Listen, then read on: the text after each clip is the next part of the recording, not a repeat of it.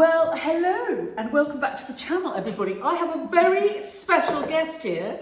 This is Lindsey Kitchin, Linz, from the White Horse Flower Company, all the way from Newbury in Berkshire. A fantastic florist. We've been kind of friends on the ether for 10 years. We have met once at Columpton. Okay, so that was about 15 years ago, something like that. Really long time, but this is why social media is a good idea, because you find your friends and colleagues and people that you can talk to. Anyway, Lindsey's a brilliant florist, very, very eco, no floral foam for years. You've been a great flag bearer and waver of the, we don't need all this. You've got the lovely, you're very good at your mechanics, your sustainable mechanics. Yeah. And I thought, since she's passing on her way to Cornwall to teach. Yeah, I'm going to Devon. Yeah. On the way to Devon to teach. I thought, stop and talk to all of us. And I bought some of your lovely willow as well, have I not? Oh, I'm the lucky one. So I thought Linz could stop and talk to us about what it's like as a florist, especially wedding florist, buying from British grown flower growers. Yes. So you're in Newbury, Berkshire. I am. Where do you get your flowers? So I have two local growers that I rely on quite a lot. There's Kim at Marsden Farm. She's Marsden Farm girl. She's been around for about 4 years now, and Rebecca is Headley Flower Garden, and they're about 20 minutes either way from me. So between them, I normally just get in touch the week leading up to the wedding, give them a brief of what I'm roughly looking for colour-wise, and then they will come back to me. In your dreams, how would a relationship, I mean, I know Marsden Farm Girl is ambitious and going for it and it's absolutely amazing, but we're all still quite small businesses, or like me, I'm beginning to specialise a bit and I'm not kind of growing everything for everybody, I'm just sort of doing what I want to do. But in your dreams, what would a flower farm near you supply you with that you don't necessarily get now? So I think it's several things. It's the fact that you're local and it's pretty much cut to order. So that knowing in the preceding days to an event, to a wedding, the flowers are cut for me is number one, and I just know it's fresh, and there's that connection with the place in Berkshire, Hampshire, around me for the flowers. And I think, and also to educate my couples. So if we rewind it a little bit and we just go back to the couples who are booking me as a florist, I normally sort of spell it out to them on our first date, as it were, on our first Zoom call, who I am and what I do and how I do it. So they might give me some pictures and mood boards and stuff ahead of that meeting. And sometimes I will point out, well, that great big ball of flowers has probably been arranged in a block of oasis. Number one, I'm not using floral foam. I can do something like that, but I'm going to do it with moss and chicken wire, or better still, I can just put it in a vase of water. So look at what I do and look at the pictures that you're showing me. So if we rewind it right back to the beginning, and I'm managing their expectations of who I am and what I'm doing, and where possible, if they'll tell me, the month, the season that they're getting married in, and I can then fill that with all of the seasonal options to them. So that's my starting point. Fast forward it to the time of the wedding, I contact my local growers. What have you got? These are the colours I'm looking for. And very often from that first conversation, a lot of my couples will go, oh, I never realised, it's not that they just don't know, and that's not because they're being ignorant, but it's part of our role. Hello, tea cake. It's part of our role to educate them, to start with the no floral foam, the composting, the repurposing of your flowers, and then bringing it into what's actually available. So in my proposal, I will have listed the types of flowers, but as you know, you could have a very cold start to the spring, and then the daffodils and the the sweet tulips peas and are the going, sweet peas are running really late. So very often you can't promise them anything. So very often, you know, I don't have a vision in my mind's eye of what the actual final piece, be that a table centre, a pedestal or a bouquet, is going to look like. And they know that, my brides know that, and that's part of the fun of it for me. That's part of my creative process, is I don't know what I'm going to make you. I know the things that you like, and I'm going to pull out from your flower field all of those things, and it's a ta-da! And that's the joy of it, is that it's a one-off, bespoke, in the moment, you know, floral palette. Going back to your question, I will ask you what you have, and then you can kind of indicate whether you've got enough or you've sold it to somebody else already. Yes. And that's a really valid point, actually. I can't put all of my eggs in one basket. So I can't, occasionally someone who's growing on scale, like Marsden Farm Girls does now grow on scale. If I give her enough warning, she will be able to potentially cut my whole palette, and I can just give her my whole budget and go, I need some long stems, some short stems. I know. That's very cheeky. He's really She not doesn't happy. like, I'm sorry about that. What she doesn't like is people coming into her water. I'm really sorry. Anyway, go back to where we were. So yeah, so basically, I will get some of my flowers from some of my growers locally, and then if necessary, I will then top up with my Dutch imports. And sometimes I have to buy everything from Holland, and sometimes I can get everything I need locally. And if I do, that's just really joyful. There's a real sense of satisfaction that it's all gathered locally. And for me, I don't go up to Covent Garden, or I don't drive more than about half an hour, 40 minutes tops to get my flowers in. Again, I have to get into my diesel van, I have to go and drive there and drive back, and there and that and there. So I try and keep it as local, whereas it almost defeats the object of actually buying local if I'm having to chug around in my diesel vehicle. And do you find that in your dreams would all of us growers, I mean in my dreams Linz would be my neighbour and I'd be growing for Linz. And I have my lovely relationship with Caroline Redpath, and I think you'd get on really well. So instead of Linz I have Caroline at Fleur Provocateur. But in your dreams I think what growers do is often they grow what they love, which is great. Well, I think you should. And to suit your soil and your climate and what have you. But they also can be a little bit scattergun with the colours. And I'm always telling people, just whatever you do, start with wedding colours. Because whatever happens, you can sell wedding colours to everybody. But you can't sell bright orange to all the brides. Well, that's really interesting, because one of my local growers loves bright things, loves the brights, the yellows, the oranges, the reds, the purples. She goes for all the colour, and that's her choice. And so, but equally, often because of social media, I post quite a lot of colour.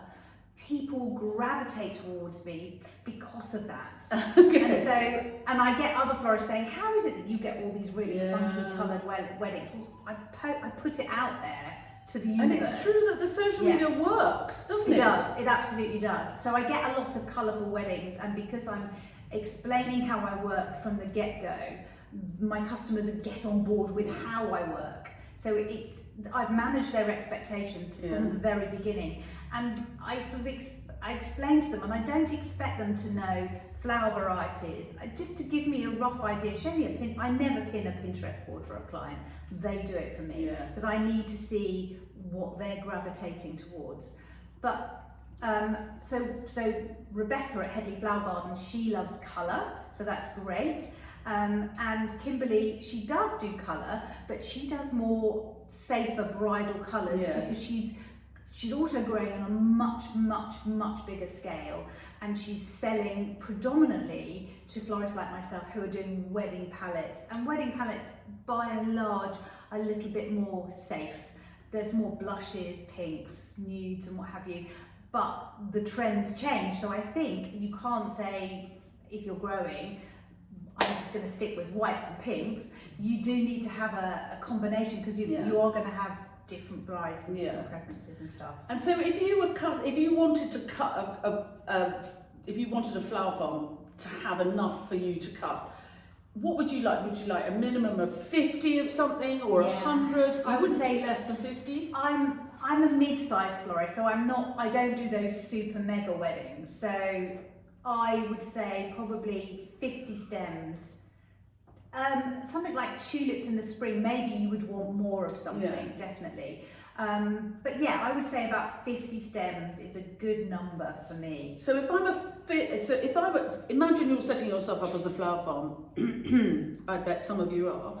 Then if you're planning to have something to cut, I always say to people, have cut so that you can cut a minimum of 50 stems from a block. Yes. Because it's fast. Yes. But also, you, the client, don't want less than that. No. So if I want, say, to deal with 3 florists a week, imagine, I need to have 150 stems of Ami majors from... Absolutely, and something like Ami is a really good filler flower that I can put down a meadow aisle, I can put it in my big vase arrangements, I can put it in my pedestals, I can cut those side shoots off and put it in my bridal bouquet. So something like that, you're going to sell a lot of, definitely in the season.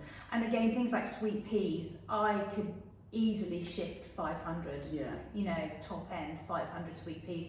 I just put them in everything, absolutely everything. Exactly, and that's the thing, is people don't think, they think I'm going to grow a bit. A couple, and I appreciate it's not necessarily easy. When you're starting out as a flower farmer, you think, well, if I don't sell it all, it's such a waste. Yeah. But if I haven't got enough, nobody will want to buy from it. So you do have to slightly take a punt at the beginning, grow enough so that when Linz rings you up and says, actually, I'm doing my goddaughter's wedding in Cornwall, I need a flower farmer down that way. Can I cut from you? You've got enough. Yeah, and I would also say, if you need to be in the mindset that I am growing for a florist, an event florist, as opposed to I'm growing for a shop that's going to do, I can take, you know, sort of smaller quantities of a lot more things, and I can put together and price up smaller bespoke bouquets.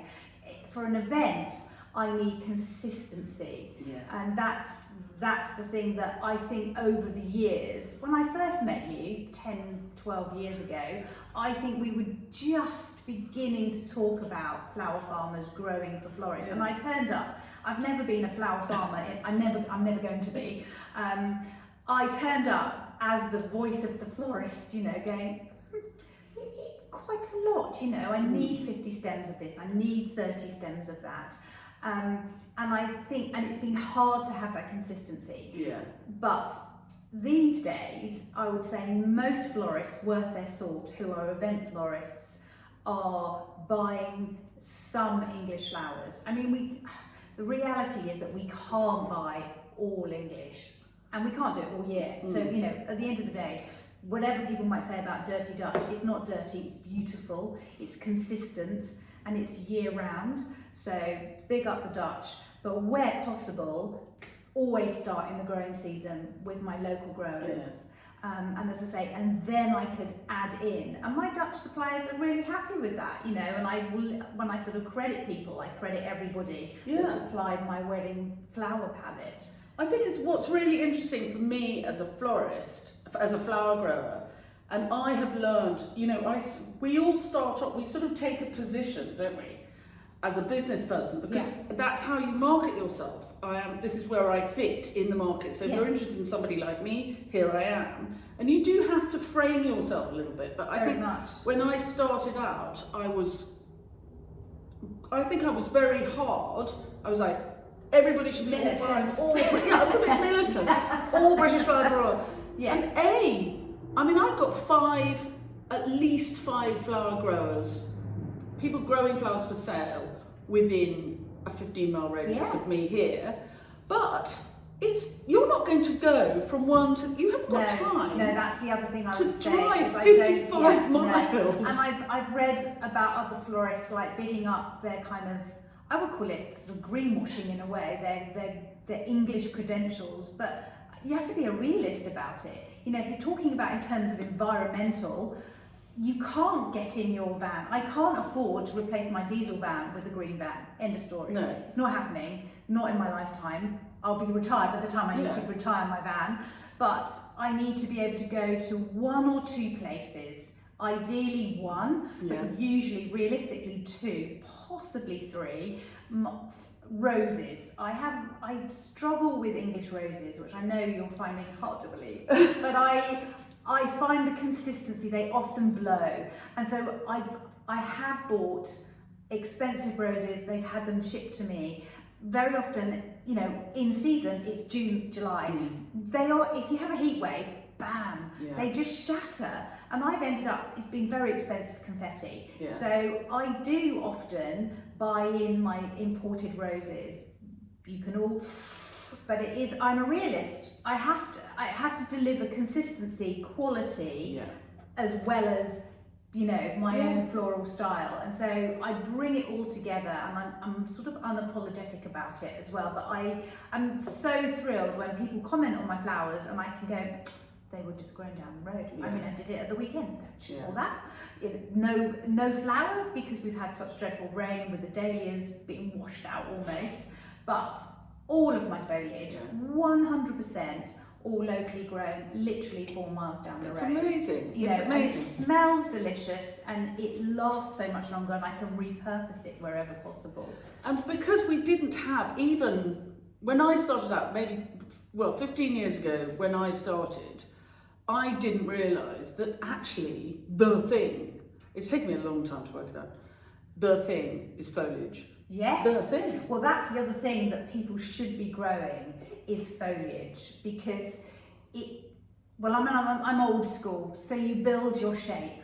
You can, I mean, I was taught to build your shape, and you should be able to step away and think, oh, do I really need to put any flowers in that? That looks just great. You know, all your traily bits, you've got your essence of the season in there.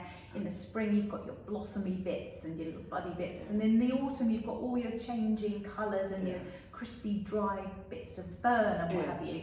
It's beautiful. And then you can add your flowers into that, your focal flowers. But I completely agree. You don't need, you all know I love my foliage. And so I've got a client, I'm doing their first arrangement for them on Friday.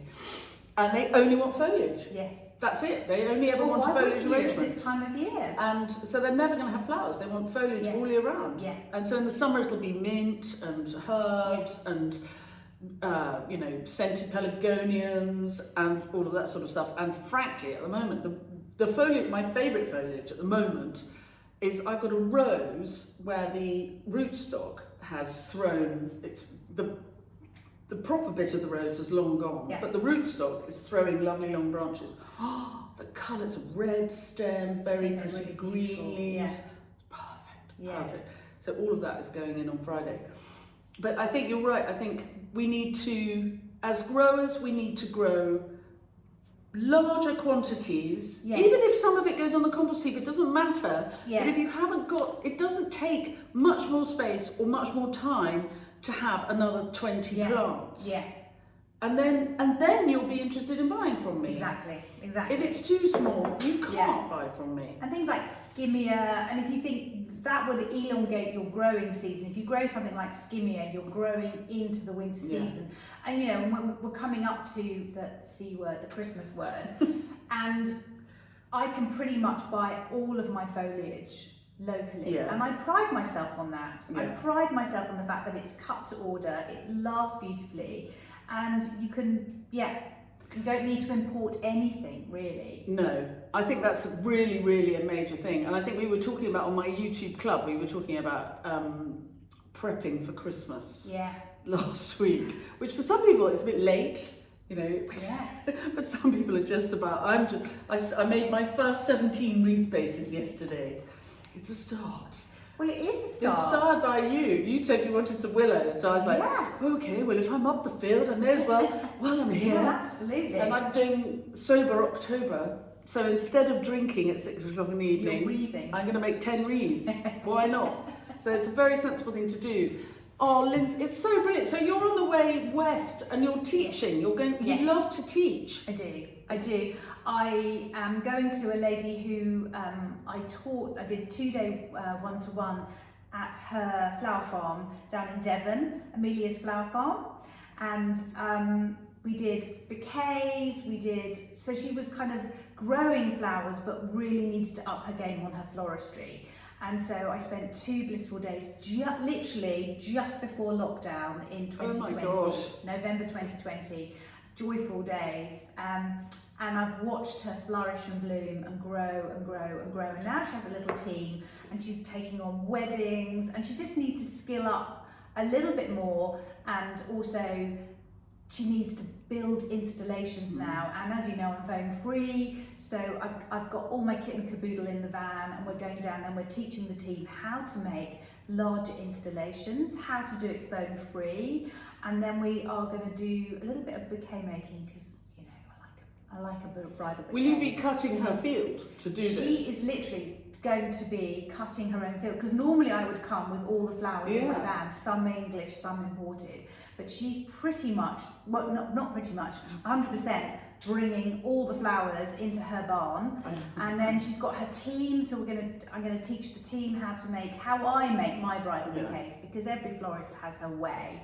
But obviously we all think ours is the best. Well, I don't know. I mean, I think the thing is, I mean, look at the White Horse Flower Company on Instagram, and Lindsay's bouquets are so clearly yours. You can spot them a mile off. But it's a lesson for everybody who wants to do social media about their own work. You frame them the same way every time. They're on the same surface with the same background. And so you get an idea of size, you get an idea of movement. You often hold the bouquet and move it. You get a still foot, so you make a little reel. You have the bouquet moving. Sorry, but the boiler is boiling. So you have the dog barking, and now you've got the boiler boiling. It's all happening here. You'll always do this so that people can see how it moves. Yeah, because I don't like it on Instagram when they kind of shape the bouquet, because I just think if you just turn the bouquet, you can see things fluttering rather than juddering. Well, a bride doesn't stand there doing it. Exactly. But also for me, the way I make my bouquets is they're slightly different. They're not sort of, it doesn't have a front and a back and the sides. It just evolves. But they're always nipped in the way so that the bride can hold it with one hand. It's easy to hold. Very important. And because I don't feel like when I deliver a bouquet, you should say that's the front, this is the back. She just wants to enjoy that bouquet. So well, also, my experience, you say that's the front, this is the back, and then they send you the photographs, and they nearly always. So I make a bouquet, and I imagine that and you've seen me do it on the Instagram, on the YouTube. So I'll make a bouquet, and I'll go. I think normally they'll carry it this way, but they might again carry it this way. But actually, the way that you need to have it is so that when they have that photograph where they're standing, looking lovingly at with the cornfield and the sunset, it's got to look great being held down here nonchalantly by the knee. Exactly. And so it's just got to have enough to hold itself together. And be big enough to have presence, but without overpowering the bride. Because it's the bride in the dress, and the bouquet completes the ensemble. So there's all these like simple rules of thumb that you share. Don't fight with the dress. It's really worth knowing. No, but it's the same with the table centre. It's like, it's about food and conversation, not about the flowers. And once you've got that in your head, then you can make something that you can have a conversation over what has enough impact, or is high enough that you can have a conversation underneath. So it's all of those things that I teach. And and then we're doing a bit of business in the afternoon, just price points. Pricing is everything at the moment. Coming out, we're going through a recession, the cost of living crisis, the cost of flowers, just kind of marketing yourself so that you are charging appropriately for your skill set and the quality of what you're doing, and getting that across to your clients. So that's what we're doing. And that's a day. I think of pricing. So I do a pricing flowers for sale workshop, and it talks about literally stem by stem. But I watch people underselling themselves all the time. And even my own students who should blimming know better, and who I have taught not to, and then I see them popping up on Instagram going, here is my lovely workshop, and it's, you know, you're not even covering the cost of the materials, let alone, and then you're saying, and look, free cake and tea, and you're like, wait, you're not making any money but at I think all. you have to start from valuing yourself and your skill set and what you're doing. So if you're growing to sell, then you need to value that. But if you're growing to sell to a florist, you need to be mindful that they're going to buy more volume, they're probably going to be more consistent. So you need to charge a different price point to your bespoke flowers. But valuing what we do, the service that we offer, the knowledge and the experience, the skill set that we have, we need to value that and be consistent. And I think at the moment, it's all over the show. Yeah. And so well, to be fair, a lot of couples come and say, well, I've just been told you know, it'll be this much, and you said, well, they're not going to give you what I'm going to give you, and I don't like to have to feel like I'm constantly justifying what I'm doing, because I know it's fair and it's good, but it's all over the show at the moment. I did have the most ruthless story I ever had. Was I had this bride, and this was when I learned to say the phrase, "I don't think I'm your florist." Yes. It's a phrase. Yeah, and I have done that. I've rescinded a proposal. I just and don't think I'm your batting florist. it back, saying, well, this florist said she'll charge this much, and this florist said she'll charge that much. And I said, well, good luck with that. But none of them are doing what I'm doing. Yeah. And I think, given, you know, the situation and your budget, I'm not the florist for you. I'm rescinding the proposal. Yeah, Press relief. send Yeah. and breathe. Never speak. Yes. Yeah, exactly. I had one lady who said, "I would really like you to send in examples of your work. Can I see your portfolio? And just so you know, I've got the portfolios coming in from 2 other florists as well, and then I'll have a look and see what I think." And I said, "Well, I don't think I'm your florist." Yes. And she said, "But I really, really want you to do my flowers." And I said, "But you just told me that you wanted me to barter with 2 colleagues who live nearby, and you want to sort of fight our way down to the lowest price. So no, thank you." No, don't Not yeah, today. because also experience has taught me, because we've all been there, we've gone, oh, okay, all right, because I really want the job. Yeah. And then you do the job and you don't make any money, and that feels nothing worse. And you resent your customers. You resent it, and it had the worst feeling in the world is driving away from a flower market, because that's how long ago it was, and not knowing that you've made no money, and you're still going to give them a nice job, but you've made no money. What is the point? Yeah. I don't do this for my health. I do it because I love it, but I earn a living It from is also the way you earn a living. Yeah, exactly. Exactly. So I think one of the things, like the fundamentals, is for a client is manage their expectations, but also value what you're offering. Yeah. And yes, we all start somewhere, and we, you know, cut our cloth accordingly, and you build. So if I'm doing something for the first time, maybe I'm not charging quite the right amount, but I'm going to charge to cover my costs and then a little bit. Yeah. And then I walk away from that, go, right, next time it's going to be this. Yeah. So I'm going to do it this way, and it's going to cost that much Yes. money. And then you know. So yes, we're all evolving and we're learning when you're creating new designs and things, but equally, we roughly know the cost of a bunch of foliage or a bucket of foliage or whatever. You can work it out. Make sure that you charge enough for your skill set. It's really, really important whether you're a grower or a florist. And so what we were talking about today, I've got this lovely group of students here who are doing a 3-day flower farming intensive, and we were talking about pricing today. Tomorrow we're going to be out in the field and we're going to put the pricing discussion. I'm going to be timing them. I'm going to say, now look here, ladies, right, you are going over there and you're going to cut X. Let's see how quickly you can do it. And if we're charging your time at X amount an hour, it makes so many, literally, if I charge myself out at £30 an hour, then it's 50p a minute. Yes. So if I'm charging myself at 50p a minute, how quickly can I cut those daily? I have actually cut for Master Farm Girl, and it's a skill. It's a skill to be able to get down, not damage the plant, cut the stem appropriately, wrap it and get it in the bucket of water. It's a skill. I know flower farmers do not allow florists in their field, but there are very rare exceptions to the rule, and I have been permitted into the field. but I am in awe of them, really, because that whole process is your profit margins. Yeah. Again, we go back to the business Yeah. side of it. It's your profit margins. You know, you've got to make money out You've of got to doing work it. really, Yeah. the faster you work, so the quality has got to be incredibly high. It's got to look stunning. Yes. I'm always saying to people, often I get people, students who go, I'm going to be, my business name is Pretty Little Daisy Chain Down the Road, and my look is sort of whimsical and gorgeous. And I go, actually, you know what? Your job is not to be whimsical and gorgeous. Your client's job. It's your client's prerogative and privilege to do whatever they like. They can be as whimsical as they like. Yeah. Your job is to grow and harvest reliably the Yeah. best quality cut flowers there are. Full stop. Yeah. Your job is not whimsicality.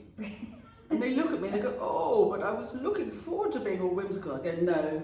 Well, I think sometimes when it's like it's a lovely fairy tale at the very beginning until you actually go through a whole season.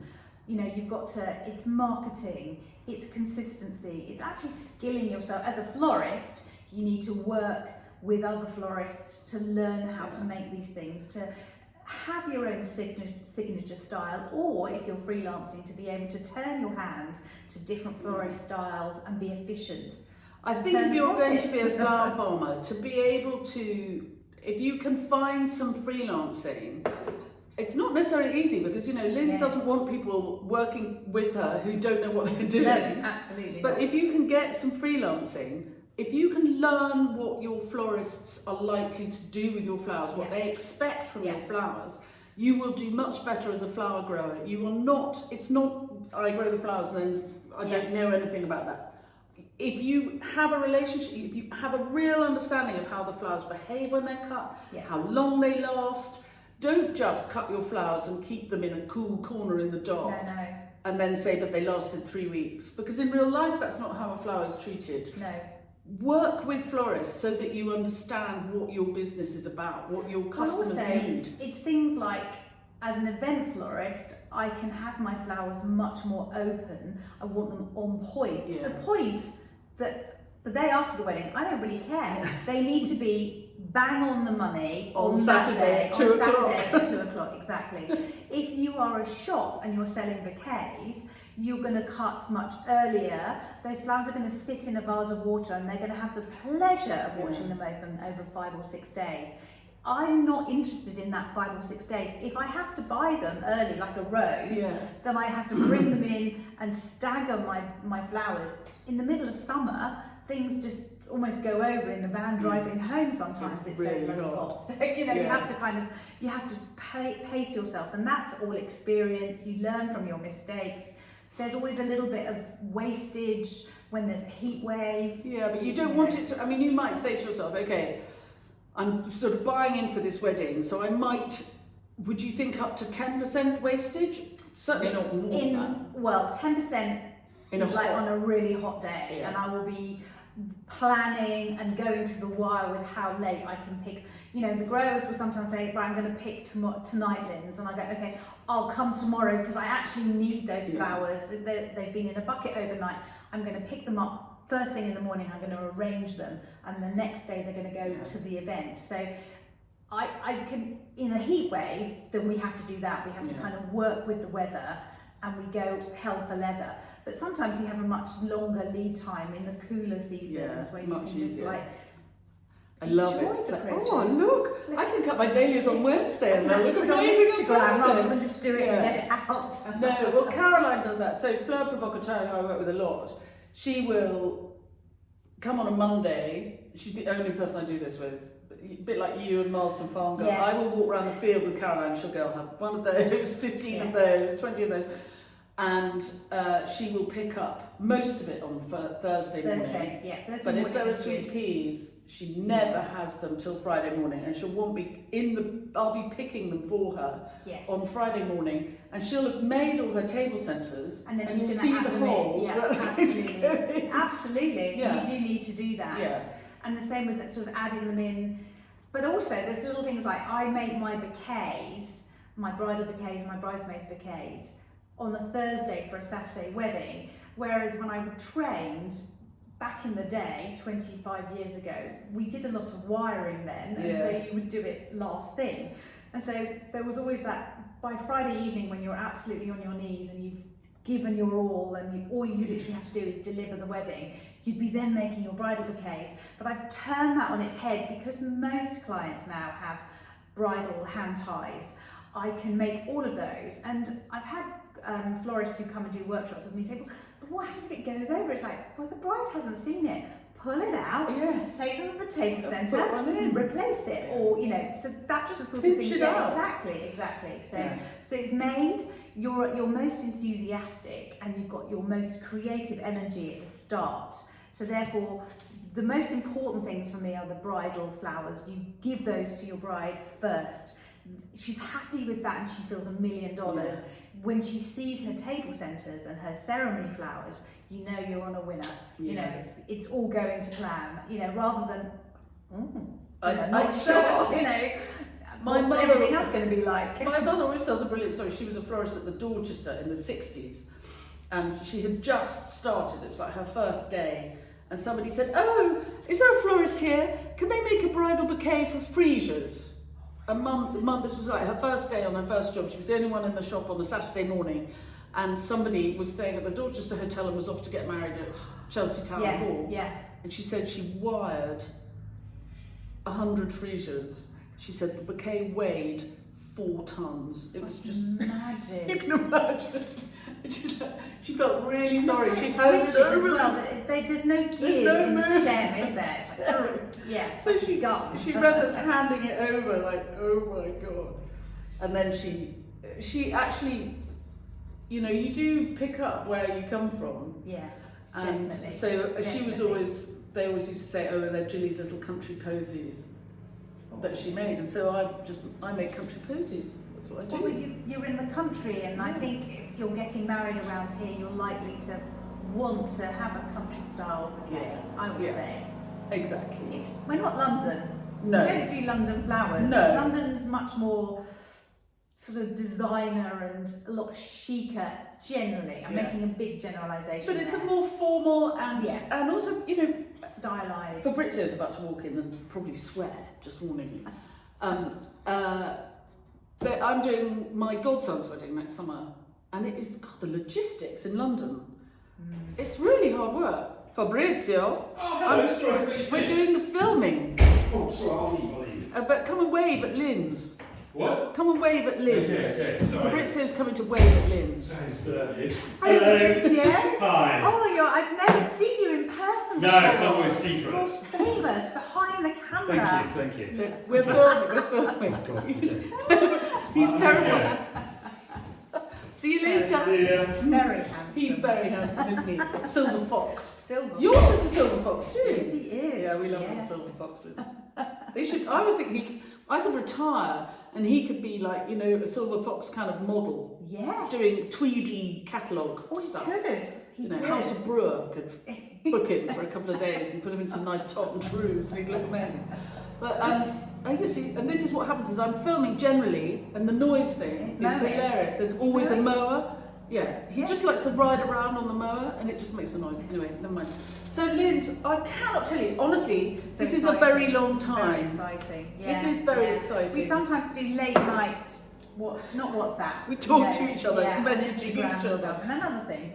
Yeah, saying, when occasionally you go, look, can I just say that none of you are charging enough money? Or, it's true. Can I just say, can everybody not be judgmental about where they get their flowers from? Because we're all running businesses. There's a lot of snobbery about just sourcing your flowers. Just embrace the kind of seasonality of British flowers, and we have come.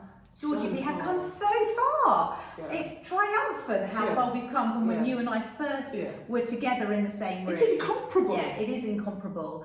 But there is so much snobbery, and we need to get rid of that and not shame the imported flowers, because people like me could not do our job without imported flowers. Until we grow enough, guys. Until we grow enough, and so that means growing more and being prepared to have some wastage. Because the week that my Amy Majors is perfect, you might have long booked a holiday in Cornwall. And I you probably know, have, yes. But also, even I sometimes find that even within the local growers, one's already gone over and the other one's just coming up. It's So on a you can north-facing almost- slope. Yeah, exactly. You can sometimes sort of stagger it and get sort of a progression of all one's growing one variety or one colour and the other grower's growing something, you know, more stupendous, and there's a bit of, you know, oh, that looks really nice. Was that's not mine? No, that was actually Kim's, or that was actually Rebecca's. But we're getting much better at it, because Yeah. there's, for example, last week, so I made a clip last week, I went down to Dorchester with Zana Hoskins. Have you ever come across Zana? No.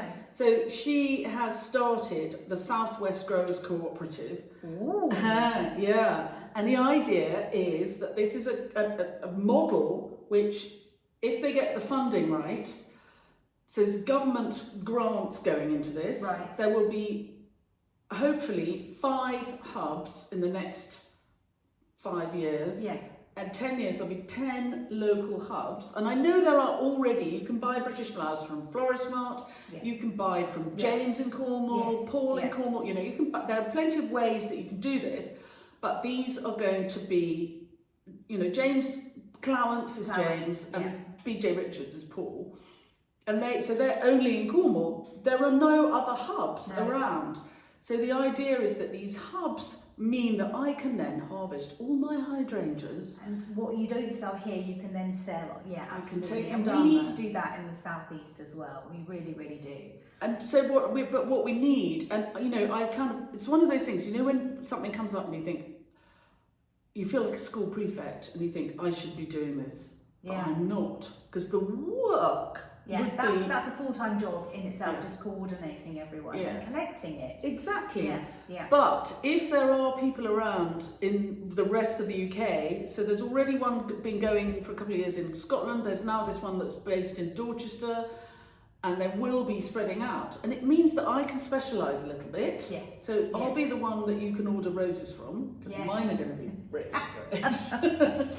I'll do the roses and the foliage. Please do. And somebody else will do the Amy and the sweet peas and whatever. And it means we can specialise, we can be better at what we do, we can grow more of our particular specialty. You only have to go to one place to get it. Exactly. That will make me very happy. And you only have one bill to pay. One bill to pay, that would be joyful. And also one destination, even if I can go and load up my van in one place and see if there's excess stuff there that I can, I want some of that. Exactly. Brilliant. And it's going to have, so I'll have a page on the website, and you'll buy Common Farm Flowers branded product, but you go and pick it up from the hub. I mean, essentially we do that in Holland anyway. Yeah. I have all my different growers and they all come to Hook Flowers as my main supplier, and then they come over to me, and sometimes even within that I can see particular varieties grown at different places, different countries usually, that I know certain ones are better than others, or I prefer the way they open or the colour that they actually come out. So in a way you've got to know the grower, even though Hook are very much so. I always thought it was Hoik. No, it's Hook. It's Hook. Yeah. Look, we've both got our merry people boots on. It was because, can I just say, I bought mine because you had some. They are superb. They're warm. They are so warm. And I've been wearing them in the summer in the rainy weddings. They've just been they're very, I mean, they're so comfortable. They've got, anyway, we're not advertising. We digress. So hopefully, you know, we're not finished yet. We've got a long time to go. No, and also I'd just like to say, as more mature ladies in the business, I'd like to big up more mature ladies with experience that, you know, we're not being put out to pasture yet. No. We have got so much more to give. We have got so much more to give. Thank you so much, Linz. What a brilliant way to finish.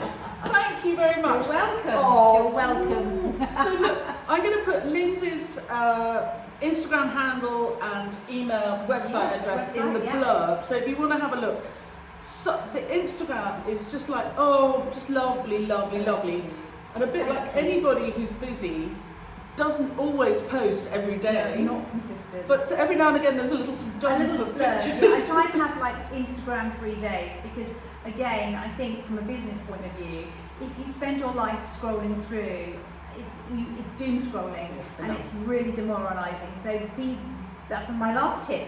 Be focused, allow yourself some time, but be focused on you as a grower or a florist or whatever, and then have a little look, but actually don't keep comparing yourself, because comparison is the thief of joy. It is the point of Instagram and all social media is to get people to look at what you're doing and Yes. visit your website. Yes. Not Yes. for you to go down a rabbit hole feeling, oh my god, I'm not as good as everybody true. else. So Isn't it? true. Yeah, absolutely. Cheers to that. Cheers to that.